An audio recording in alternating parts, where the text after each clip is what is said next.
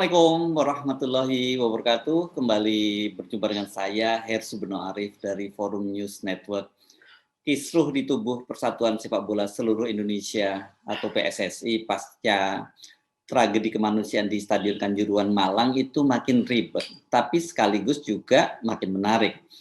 Setelah Kaisang putra Presiden Jokowi sekaligus pemilik Persib Solo menggalang upaya mendongkel Muhammad Iryawan, atau yang orang sering mengenalnya, orang memanggilnya dengan Iwan Bule dari posisi sebagai Ketua Umum PSSI. Iwan Bule itu mengklaim dia mendapat dukungan dari Presiden Jokowi dan Mensesnek Pratikno untuk mempertahankan jabatannya. Menurut Iwan Bule, dia diminta untuk meneruskan transformasi PSSI.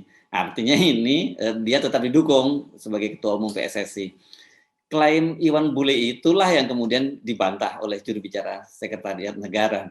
Presiden dan Mensesnek itu dinyatakan tidak pernah menyatakan ingin tetap mempertahankan Iwan Bule sebagai Ketua Umum PSSI. Kepemimpinan federasi semuanya harus mengikuti statuta FIFA dan mekanisme keorganisasian, itu penjelasan dari Valdo Maldini, staf khusus Menteri Sekretariat Negara dalam keterangan tertulisnya. Menteri Sekretaris Negara maksud saya dalam keterangan tertulisnya kemarin ya.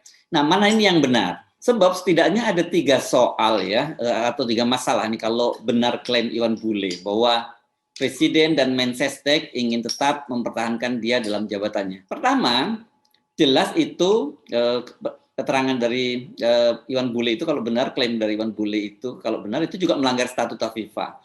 Karena pemerintah suatu negara itu dilarang campur tangan dalam soal kepengurusan PSSI, baik ikut menjatuhkan maupun mempertahankan. Pemerintah Indonesia di bawah pemerintahan Jokowi itu pernah punya pengalaman buruk soal ini.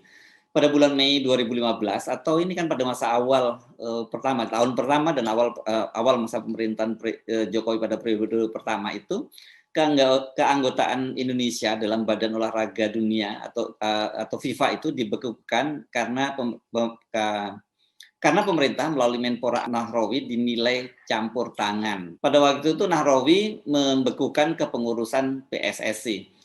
Langkah Kemenpora itu direstui oleh Jokowi dengan menyatakan sepak bola Indonesia harus direformasi total karena sudah lama tidak berprestasi. Pernyataan Presiden Jokowi inilah yang kemudian diduga mendorong kuat FIFA membekukan keanggotaan Indonesia, karena ini adalah konfirmasi adanya campur tangan dari pemerintah. Walaupun sebenarnya pembekuan tadi juga jelas itu dilakukan oleh Menpora, itu bagian dari pemerintah. Dan sanksi tersebut itu baru dicabut setahun kemudian, ini dalam Kongres FIFA di Meksiko, setelah Menpora Imam Nahrawi itu mencabut sanksi pembekuan PSSI. Jokowi pasti sudah memetik pengalaman berharga dari dampak campur tangan pemerintah terhadap PSSI. Yang kedua, ini persoalannya juga muncul ya, sikap Presiden dan Menteri Sekretaris Negara ini kalau benar, itu maka akan menciderai sekaligus mengkhianati rekomendasi dari Tim Gabungan Independen Pencari Fakta Kanjuruhan. Tim Gabungan Indonesia Independen Pencari Fakta Kanjuruhan kan secara tegas sudah merekomendasikan antara lain bahwa Iwan Bule itu bersama pengurus PSSI lainnya harus mengundurkan diri. Dan pada waktu itu Pak Mahfud MD berkali-kali menyatakan bahwa ini persoalan moral ya, karena kalau dia tidak mengundurkan diri ya bisa dianggap tidak bermoral nih para pengurus PSSI ini. Nah, rekomendasi ini juga tentu saja sangat dilematis. Sebab ini TGIPF, Tim Gabungan Independen Pencari Fakta ini kan dibentuk secara resmi oleh pemerintah dan kemudian melaporkannya juga ke pemerintah. Ini sebagai respon itu atas kemarahan publik ketika mengetahui jatuhnya lebih dari 100 orang korban dalam tragedi kemanusiaan di Kanjuruhan. Peristiwanya terjadi pada tanggal 1 Oktober lalu ya, sudah hampir 1 bulan, yakni pada hari Sabtu malam. Nah, ketika TGIPF itu dibentuk, jumlah korban yang dirilis itu baru 127 orang. Belakangan diralat oleh Polri menjadi hanya 125 orang. Dan sekarang ini jumlahnya sudah menjadi 135 orang. Rekomendasi TGIPF ini secara resmi juga sudah diserahkan ke Presiden Jokowi oleh Ketua TGIPF Mahfud MD yang juga Menko Polhukam. Bila rekomendasi itu tidak ditindaklanjuti, maka akan menimbulkan kekecewaan dan ketidakpuasan, bahkan juga ketidakpercayaan publik terhadap pemerintah. Hal ini setidaknya bisa kita lihat munculnya unjuk rasa besar-besaran, yang dilakukan oleh Aremania kemarin di Kota Malang gitu ya.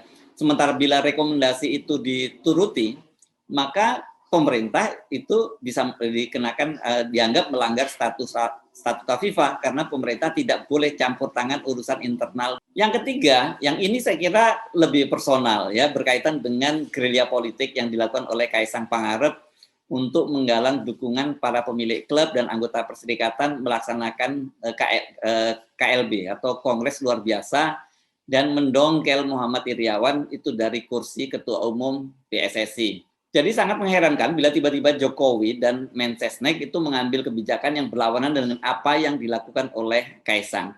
Sebab dari sisi pemerintah, langkah Kaisang dan kawan-kawannya ini bisa menjadi jalan keluar yang aman menghadapi sikap pengurus PSSI yang tetap bersikukuh tak mau mundur.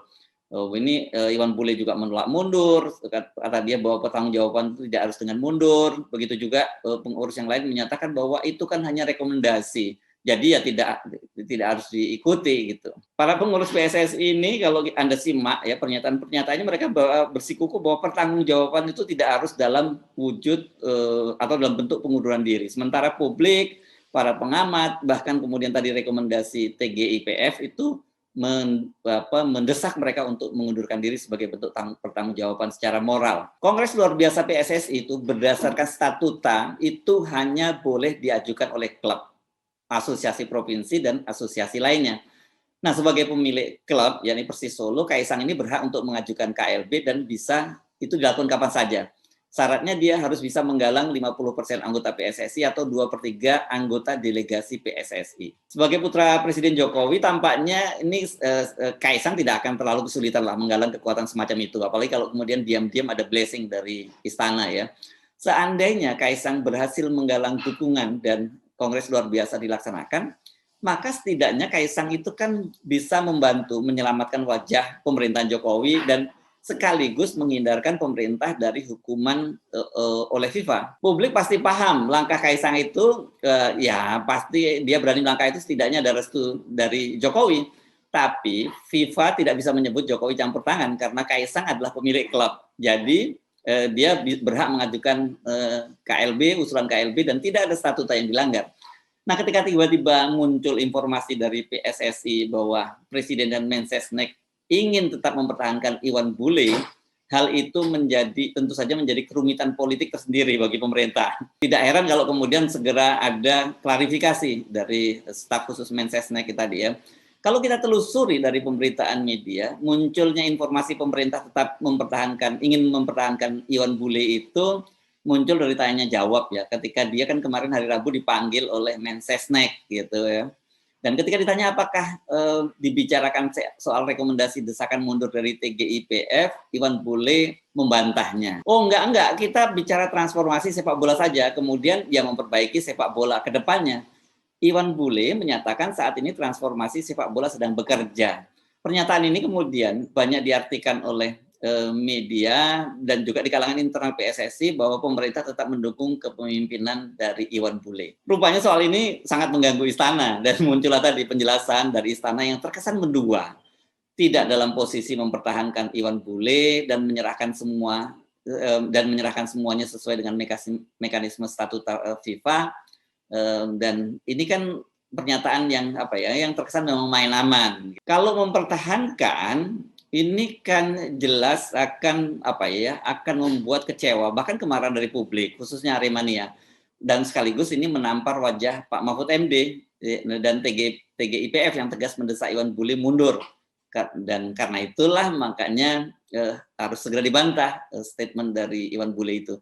Sementara tentang gerakan Kaisang, pemerintah juga main aman dengan tadi ada kalimatnya bahwa menyerahkan semuanya pada statuta FIFA.